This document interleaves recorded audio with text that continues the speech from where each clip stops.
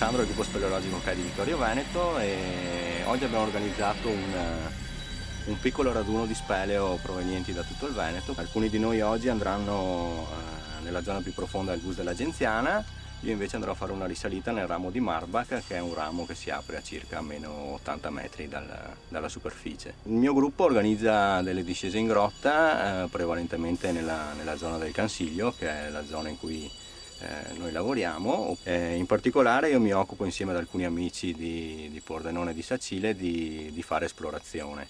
Quindi è da un po' di anni che stiamo lavorando qui al Gus della Genziana, che è una grotta lunga circa 6 km, per cercare nuove vie, nuovi passaggi per allungare un po' questa grotta.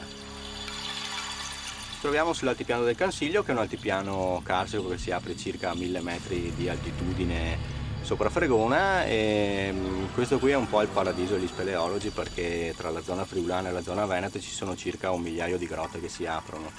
In particolare la Genziana è quella che ha lo sviluppo più grande, perché è lunga circa 6 km con ancora comunque molte zone che devono essere esplorate. La speleologia è una disciplina abbastanza particolare, perché rispetto all'arrampicata richiede un attimino più di fatica e di impegno, però dal mio punto di vista dà delle grandi soddisfazioni. Sarebbe bello che più gente possibile si avvicinasse a questa disciplina. In Veneto ci sono diversi gruppi che operano, che ogni anno fanno dei corsi di introduzione alla speleologia.